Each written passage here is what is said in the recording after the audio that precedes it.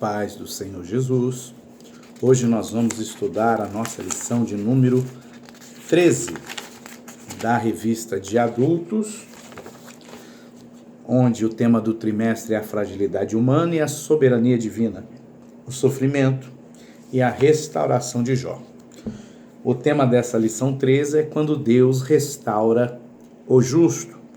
Ou seja, essa é a última lição, nós vamos fechar essa análise, essa meditação no livro de Jó. O texto áureo está em Jó 42:10, que diz assim: E o Senhor virou o cativeiro de Jó, quando orava pelos seus amigos. E o Senhor acrescentou a Jó outro tanto em dobro a tudo quanto dantes possuía. A verdade prática, a restauração do ser humano acontece em razão do amor e da misericórdia de Deus, e não como consequência do esforço pessoal, piedade ou atos de bondade. O objetivo geral dessa lição é mostrar o grande amor de Deus, evidenciado na prosperidade de seus filhos. Os objetivos específicos estão em sublinhar a atitude humilde de Jó em receber a repreensão divina pelos equívocos cometidos, destacar a espiritualidade de Jó demonstrada na intercessão pelos seus amigos, comentar sobre o último estado de Jó e as suas implicações positivas para o entendimento do livro. Então vamos lá. Jó, capítulo 42. Ele começa falando: Então respondeu Jó ao Senhor Jeová e disse. Agora Jó ele vai responder ao Senhor, se colocando, agora numa posição de alguém mais maduro, não vai falar determinadas coisas que ele estava falando anteriormente. Aqui nós vamos ver a sabedoria vinda de Jó, essa sabedoria que parte ele já tinha e parte foi assim acrescentada e aperfeiçoada durante o seu sofrimento. Jó 42:2 diz assim: Sei que tudo podes fazer, sei que tu podes fazer todas as coisas, e que nenhum dos seus propósitos pode ser frustrado. Jó está passando por tudo isso. Lembra que no início eu falei que o livro de Jó é o julgamento de Satanás? Então Jó ele começa a ter um entendimento. Sei que tu podes fazer todas as coisas. Nada é impossível para Deus. E que nenhum dos teus propósitos pode ser frustrado. Então aqui, o propósito do livro de Jó não é só demonstrar que através do sofrimento, o homem tem a oportunidade de se relacionar com Deus e Deus responde ao homem. Não. Ele está mostrando que tem muitos outros propósitos. Então agora Jó, ele já está mais maduro, já passou por essa grande luta e ele reconhece que havia um propósito para toda a sua aflição. Na verdade, havia vários propósitos, mas o mais importante era de Jó, o maior de todos os propósitos era que ele vivesse a vida e o sofrimento de Cristo diante da sua geração. Jó é profeta. Jó é profeta. E no Antigo Testamento, o Espírito Santo ele tinha uma missão muito forte, muito árdua, que era de pegar os profetas e fazer com que os profetas viessem a viver antecipadamente a vida, a morte, o sepultamento, a ressurreição e a ascensão de Cristo. Por isso que o Espírito de Deus ele era conhecido como o Espírito do Cristo, o Espírito do Messias. Então os profetas no Antigo Testamento, eles não só profetizavam com palavras, mas a sua própria vida era uma profecia que apontava para um ou vários momentos da vida de Cristo aqui na Terra, ou a partir de então. Então, por exemplo, a gente fala de Enoque que foi arrebatado. Jesus foi assunto aos céus. subiu e ele mesmo fala, o Senhor Jesus fala, né? O mundo não me verá mais. E Enoque foi tomado e ninguém o viu mais. Né? Nós vemos outros aspectos, por exemplo, lembra de Daniel? Daniel foi lançado na cova dos leões. Daniel sendo lançado nas covas dos leões, ele viveu o sepultamento de Jesus, né? Que ele ficou ali aquele período, né? De um dia todo. Ele viveu o sepultamento e Daniel viveu a ressurreição de Cristo, porque os leões que representavam a corrupção, que o salmista fala, não pôde tragá-lo, não pôde tocá-lo. Então ele foi para a sepultura, foi para a cova do leão e ele saiu dali vivo, ele ressuscitou, né, uma nova vida.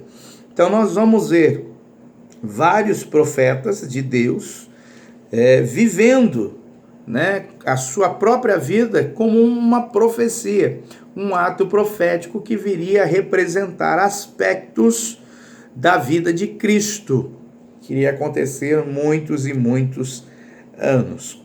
Então nós temos vários mistérios que são revelados através da vida dos profetas. E Jó, como ele alcançou um testemunho diante de Deus, e Satanás veio para tocá-lo, representa aquele que é inocente, aquele que tem um testemunho diante de Deus, que o diabo vem para tocá-lo. Assim como ele fez com Cristo, eu expliquei isso na aula anterior. Né? Então, sei que tu podes fazer todas as coisas, coisas que nós entendemos e coisas que nós não entendemos, e que nenhum dos teus propósitos pode ser frustrado. Tinha um propósito cristológico, profético na vida de Jó, tinha um propósito de mostrar que nós, como cristãos, seres humanos, nós podemos, de uma forma espontânea ou através do sofrimento, passar a desejar mais intimidade com Deus e alcançá-la. Tinha um propósito de realizar o julgamento de Satanás por ele tocar num inocente, e esse inocente permanecer inocente durante todo esse processo de sofrimento.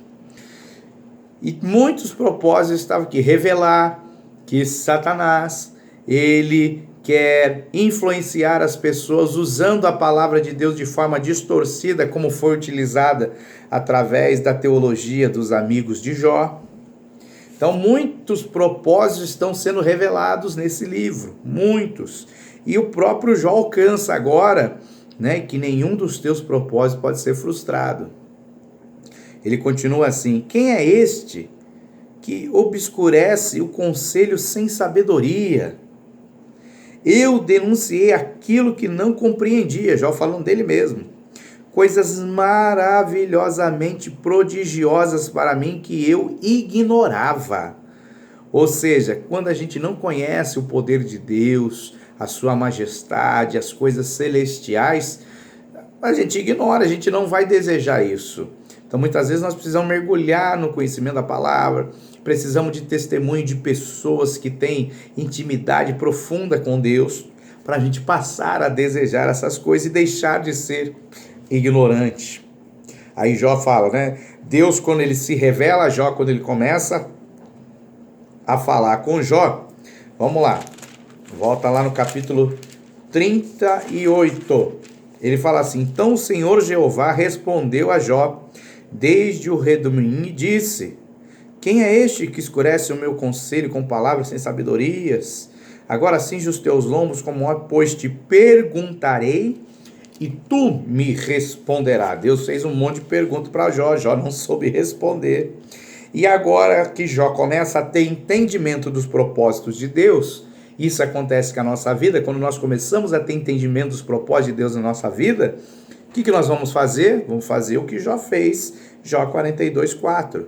Ouça, agora, eu falarei, Senhor, eu vou falar, eu te perguntarei e tu me responderás. Olha o nível de intimidade. Quando você começa a ter entendimento dos propósitos, que você começa a ter assim uma confiança inabalável, fé em Deus, que Ele pode fazer todas as coisas, que Ele pode curar, que que Ele pode restaurar, que Ele pode ressuscitar, que Ele pode entrar em favor da tua causa. Quando você tem essa confiança, essa certeza inabalável, e você começa a conhecer os propósitos de Deus para a sua vida, agora você vai começar a conversar com Ele. Ó, Senhor, ouça agora que eu vou falar. Eu vou te perguntar e tu vai me responder. Diferente de quando Deus começa a fazer esse monte de pergunta, aí lá no capítulo 40, Jó fica quieto, chega no capítulo 40, então Jó respondeu, o Senhor Jeová disse, é sábio contender com o onipotente, aquele que argumenta com Deus, responda isso, né? Eu responderia, não, eu ponho a mão na minha boca, uma vez falei, mas não responderei, sim, 2 vezes, mas não voltarei a falar. Ou seja, Jó se cala no capítulo 40, porque ele ainda não tinha maturidade diante de Deus. Agora no capítulo 42 já é ao contrário. Agora ele está falando, eu falarei, eu vou te perguntar e tu vai me responder, Senhor. Porque agora, ó, eu comecei a entender os teus propósitos para a minha vida. Agora eu tenho certeza, uma certeza inabalável que o Senhor pode todas as coisas, ó. E ele começa falando, ó, eu falarei. Então ele vai falar, ó, presta atenção. Primeiro eu falo, depois eu pergunto, depois Deus responde. Então ele começou a falar, eu te conheci apenas de ouvir falar, mas agora os meus olhos te contemplam. Olha que coisa linda, né? Eu costumo ensinar assim, né? Existe experiência e existe intimidade. O que é experiência? Experiência é algo que sempre fica no passado. Intimidade é algo que você vive no presente. Experiência é algo que você adquire com o tempo e que, se você não colocar em prática, você perde. Você tem uma vaga lembrança. É aquele negócio, né? Você aprendeu a andar de bicicleta quando você era criança, você teve essa experiência, aí você ficou 40 anos sem andar de bicicleta. Né? Você ainda lembra como que faz, você vai pegar, vai dar uma chacoalhada, né? Vai cair, mas você vai conseguir fazer. Só que isso é uma experiência, porque é algo que você teve no passado, que você pode voltar a ter algum dia. Então a experiência, elas passam. A intimidade não é algo que é constante, que te acompanha. Então tem muitas pessoas que buscam experiências. Exemplo, a pessoa pegou um câncer, buscou a Deus, Deus a curou. Ela teve uma experiência de cura. Mas isso não quer dizer que ela teve intimidade com Deus. Ela foi curada, acabou, morreu. Não quer dizer que ela tenha intimidade com Deus. Então são coisas diferentes. Então eu conheci apenas de ouvir falar, tinha algumas experiências, passei por algumas coisas na minha vida, Deus agiu, mas agora os meus olhos te contemplam, eu vi o redemoinho. Deus falou comigo, eu falei com Deus. Eu falo, eu pergunto e Ele me responde. Ó, isso é intimidade. Então, antes eu até tinha experiência, agora eu tenho intimidade com Deus. Agora os meus olhos te contemplam, ou seja, todo esse sofrimento que Jó passou serviu para ele sair de uma vida de experiência e entrar numa vida de intimidade com Deus. E ele continua, portanto, me retrato das minhas palavras e me arrependo sobre pó e cinzas. Já viu que as coisas que ele falou sem maturidade, sem entendimento, sem ter intimidade com Deus.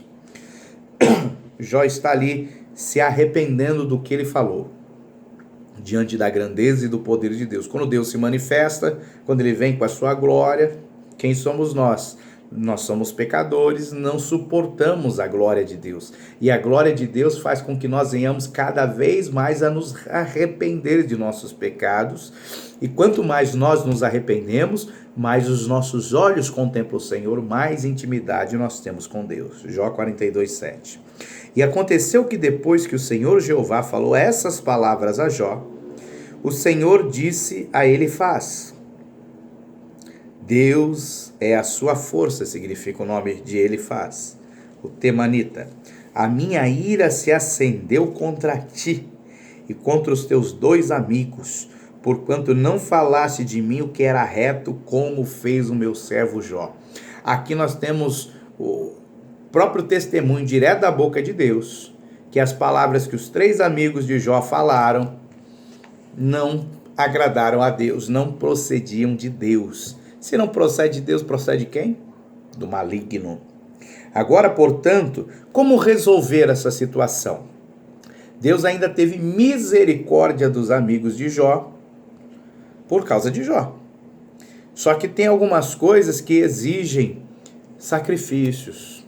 Tem coisas que exigem atos proféticos para que haja restauração, para que haja quebra de maldição e para que a ira do Senhor seja parada. Jó 42:8 nos mostra isso. Agora, portanto, tomai 7 novilhos, 7 carneiros, e ide ao meu servo Jó, e oferecei um holocausto por vós. E meu servo Jó orará por vós, pois através da sua intercessão olharei para vós com favor, para que eu não vos trate conforme a vossa temeridade, já que não falaste de mim o que era reto com o meu servo Jó. Até aqui Jó continuava enfermo, até aqui Jó ainda tinha perdido tudo praticamente, mas ele ainda era um sacerdote, ele oferecia sacrifício, capítulo 1 de Jó fala isso, ele continua sendo um sacerdote, só que agora não com experiência, mas com intimidade profunda com Deus. Então, eles chegam para oferecer sacrifícios, ofertas. E assim, nós vemos lá em Gênesis, Deus falando para Abimeleque, Abraão, meu servo, ele é profeta. Ele vai interceder por vocês e vocês serão curados. O seu país, o seu reino não será destruído. Aqui, novamente, o papel de um profeta. Tá vendo meu servo Jó? Leva para ele uma oferta, que ele vai interceder, ele vai orar por vocês, e a minha ira não vai vir sobre vocês, vocês não serão destruídos. Então é necessário oferta, é necessário um altar e é necessário um profeta, para que se pare a destruição, a condenação, o juízo, para que as coisas mudem. Então, se a gente voltar lá, no livro de Jó, no capítulo 8 de Jó, vamos lá, Jó 8, verso 5, Jó 8, 5, vamos lá para Jó 8, 5, tem um amigão de Jó aqui chamado Bildade. O nome dele significa velha amizade. Ele fala assim, ele profetiza. Sabe quando a pessoa está falando mal de você, mas acaba profetizando? Foi isso que aconteceu. Jó 8,5. Se com anelo recorreres a Deus e implorares misericórdia ao Todo-Poderoso, se for puro e reto, e ele sem demora escutará a tua oração e restaurará a justiça na tua morada. E ainda que o teu primeiro estado tenha sido pouca coisa, o teu último será grandemente incrementado. Essas palavras de Bildade são de Deus. Ele profetizou e se cumpriu. Então o que ele está falando assim? Se com anelo, se com desejo, recorreres a Deus, implorares por misericórdia, rogar e tal, se fores puro, reto, sem demora ele escutará a tua oração. Então Deus não escuta a oração se você não for puro, se você não for reto e se você não tiver anelo, desejo no coração. Então, quer que o seu estado seja mudado? Quer que a sua vida seja completamente mudada? Você precisa desejar Deus. Desejar de todo o teu coração, implorar, rogar, se humilhar diante dele.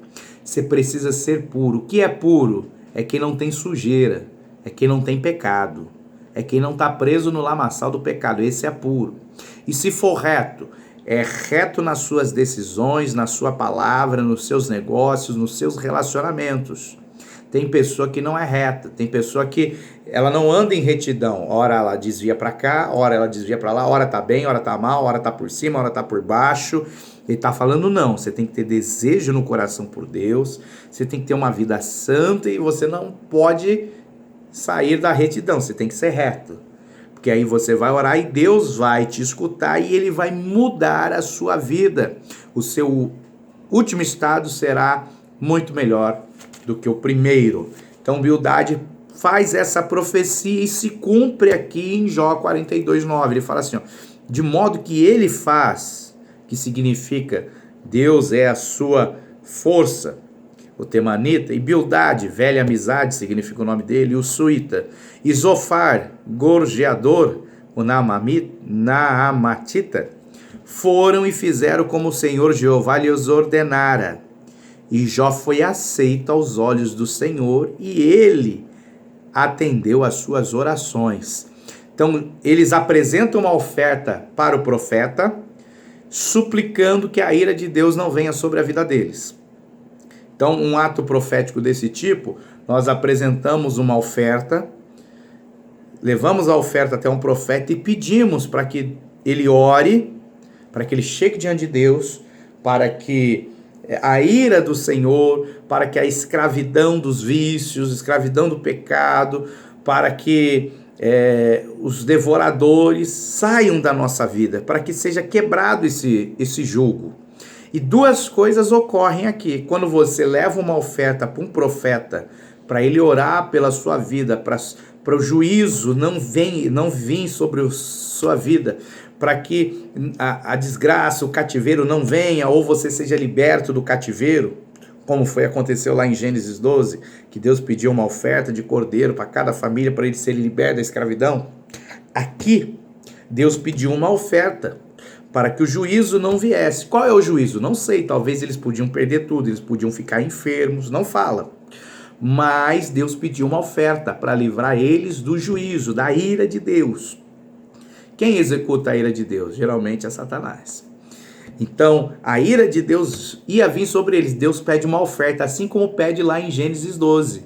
Separai um cordeiro de 1 ano, blá, blá, blá, blá, blá. Cada família, passai o sangue nas ombreiras, nas vergas das portas, para que o espírito da morte passe por cima, não entre na casa do meu povo. Aqui ele está pedindo, você quer que o juízo se afaste da sua vida?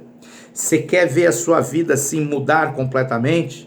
Traga ofertas na mão de profetas que vão interceder a Deus por vocês. E existe uma profecia de que se o profeta for reto, que se o profeta for puro, se ele tiver um desejo ardente no coração por Deus, se ele tiver intimidade com Deus, a ira de Deus vai ser parada, o juízo, o jugo vai ser quebrado sobre a sua vida e ao mesmo tempo, a vida do profeta vai mudar. Olha que coisa linda.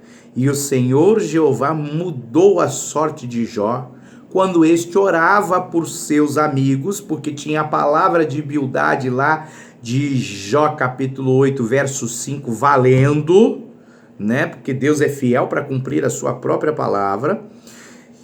E o Senhor deu a Jó em dobro tudo aquilo que tinha possuído antes. Olha que coisa linda. Olha que coisa linda. E aqui nós vamos mais alguns detalhes. Jó 42:11. Então vieram a ele todos os seus irmãos e todas as suas irmãs, e todos os que antes foram seus amigos, e compartilharam o pão com ele em sua casa. Aqui eu quero deixar outra coisa bem forte. Jó perdeu os filhos, perdeu as fazendas, perdeu os bens, mas ele não perdeu a sua casa. Ele não perdeu o seu casamento. Apesar da sua esposa, depois de toda essa desgraça, falar com ele como se fosse uma louca, Jó teve maturidade, serenidade, amor para manter o seu casamento, para manter a sua casa. Ele perdeu tudo, mas ele não perdeu a sua casa. A casa onde ele morava continuou. O que isso significa? Significa que se nós tivermos uma casa construída sobre a rocha, pode vir vento, tempestade, vendaval, enchentes, e ela não será abalada. Então Jó tinha a sua casa sobre a rocha e ele tinha o seu casamento sobre a rocha. Ele não perdeu a esposa e ele não perdeu a casa. E tem muitas pessoas que perdem tudo, porque não estão construindo a sua casa sobre a rocha, não estão construindo o seu casamento sobre a rocha. Hoje tem crentes, pessoas que se dizem crentes, que são cristãos, que algumas são até batizadas já, que casam com pessoas que não são crentes, que não fazem parte da igreja de Deus. Isso é pecado. E nós vamos ver lá no livro de Esdras, de Neemias, Deus falando para o povo, ó, manda o fruto dessa união que eu disse que é pecado embora. Eu não vou aceitar no meu meio. Se vocês quiserem continuar, vocês que são cristãos, manda eles embora. Divorcie-se. Manda embora a mulher, manda embora os filhos que foram gerados desse pecado.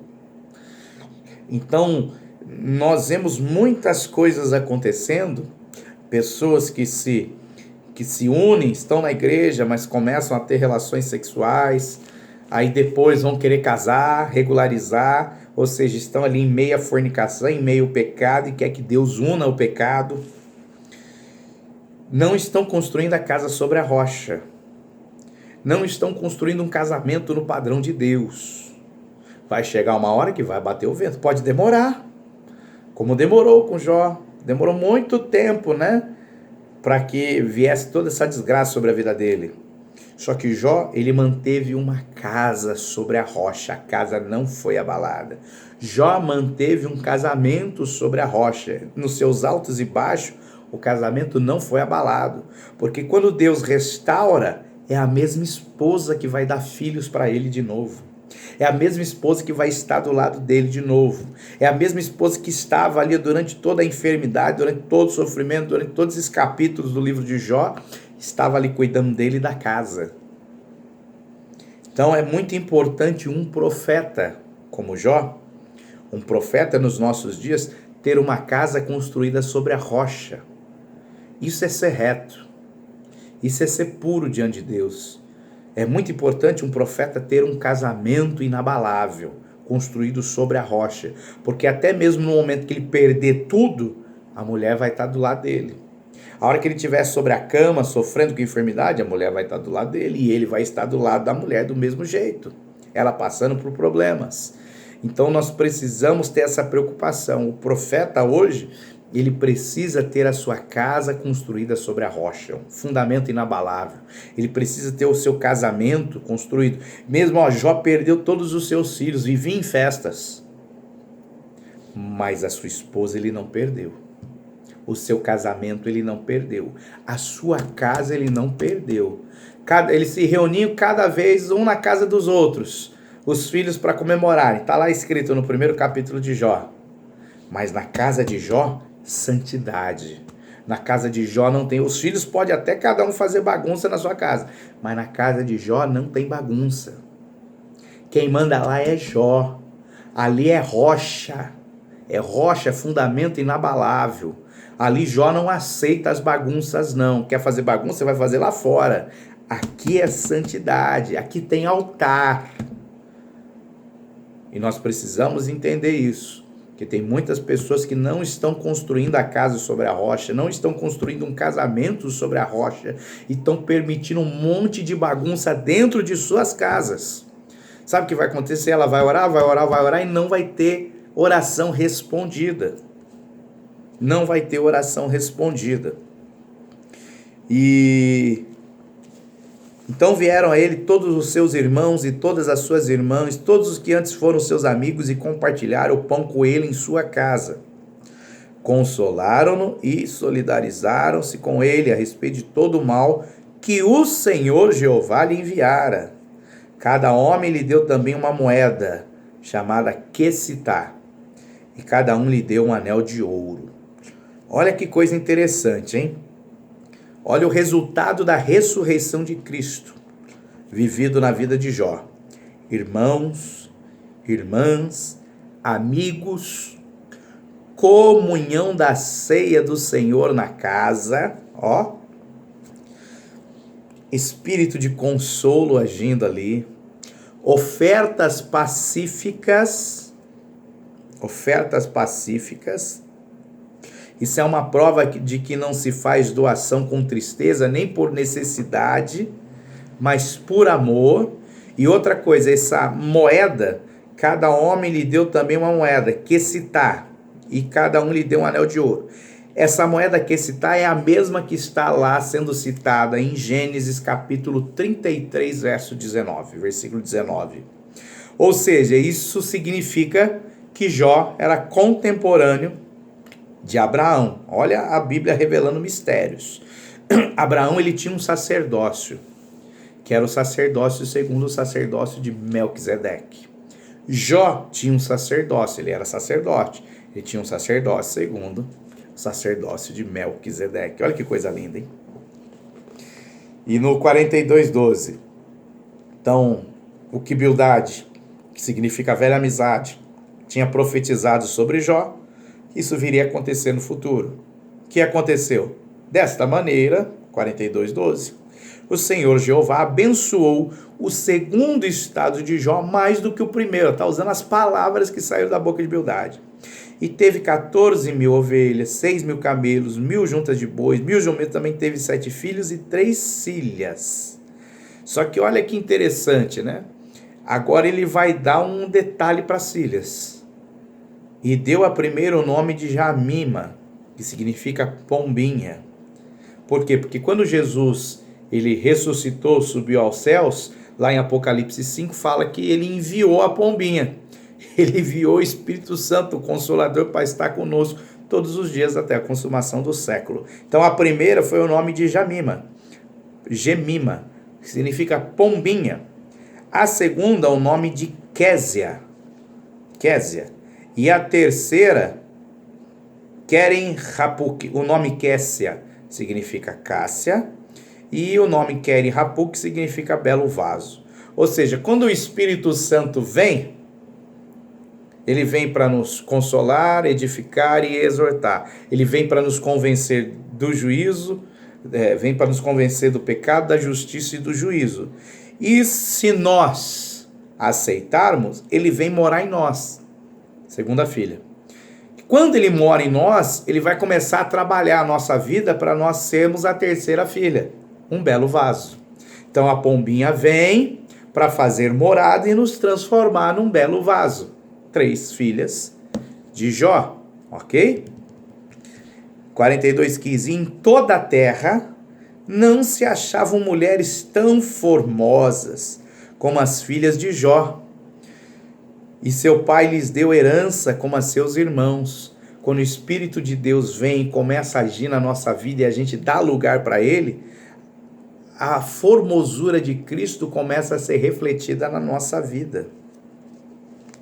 E sabe o que acontece?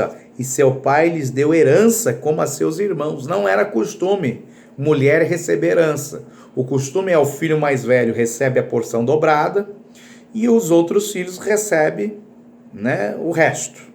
As filhas não recebiam nada. Porém, Jó ele vem instituir algo que depois vai ser regulamentado lá em Números, capítulo 27, do verso 1 a 11. Só que lá ele fala assim, somente as filhas iriam herdar possessões do pai quando não houvesse filhos vivos. E as filhas de Caleb, elas se basearam nesse evento para pedirem herança ao pai. Olha que coisa interessante, né? Caleb deu para sua filha uma terra sem fontes de água.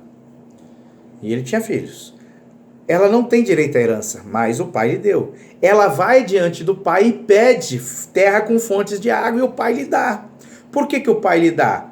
Porque isso já estava aqui regulamentado como um princípio bíblico na época de Jó. Então ela faz uso da palavra de Deus que já estava valendo lá, ela aplica na vida dela e ela consegue. É por isso que nós precisamos orar a palavra de Deus. E depois disto viveu Jó 140 anos e viu a seus filhos e aos filhos de seus filhos até a 4ª geração. Ele pôde ver. E assim morreu Jó, ancião e saciado de dias. E vamos ver o que está escrito lá em Jó 25:19, só para a gente fechar aqui. Jó 25:19. Jó 25:19. É isso mesmo? Quer? Jó, cadê Jó 25?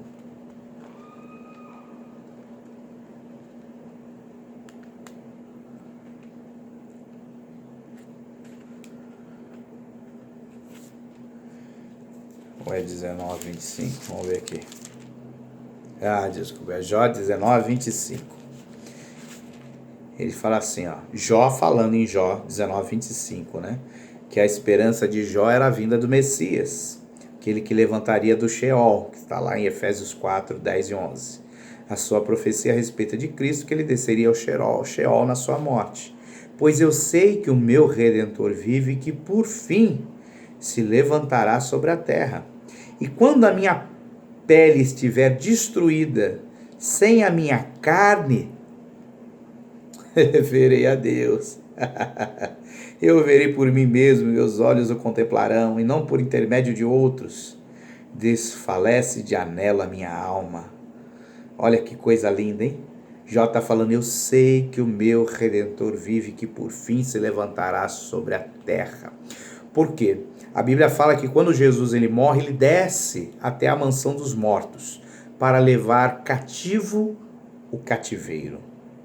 Para levar cativo o cativeiro, ou seja, aqueles que morreram antes de Cristo, mas foram justificados por Deus, eles foram para o seio de Abraão aguardar que Jesus morresse, descesse até o Sheol e levasse, né, aqueles que estavam no seio de Abraão, que estavam cativos, levassem cativo com ele o cativeiro. Então Jó fala, eu sei que o meu Redentor vive, ou seja, depois que Jó morreu, ancião, saciado de dias, ele estava aguardando o seu Redentor vir, buscar e se levantar sobre a terra.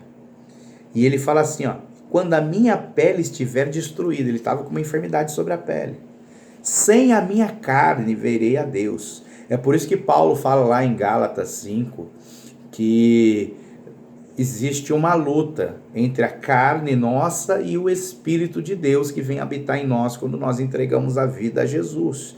Você quer ver Deus? Sua carne tem que ser destruída. Você tem que vencer a carne. O Espírito está pronto, mas a carne é fraca. Quando você vencer a carne, você vai ver a Deus. Você vai começar a ter intimidade. Você vai começar a ter o sobrenatural. Eu o verei por mim mesmo. Os meus olhos o contemplarão, e não por intermédio de outros. Desfalece de desejo a minha alma. É um segredo para a gente alcançar essa intimidade com Deus. Então, assim a gente fecha esse ensino sobre o livro de Jó, encerrando essa lição do trimestre da nossa revista de adultos, a fragilidade humana e a soberania divina, com muitos mistérios aqui que o Senhor foi nos revelando durante esses estudos. Se você está assistindo agora essa aula, assista as outras aulas anteriores. Essa é a aula de número 13, ou seja, tem 12 aulas antes. Assista na sequência para você conseguir fechar o raciocínio e compreender aquilo que Deus quer falar na sua vida. Então, que Deus te abençoe. Até a próxima lição, até a próxima revista, o próximo tema, até o próximo trimestre, que nós estaremos juntos novamente. Que Deus te abençoe em nome de Jesus.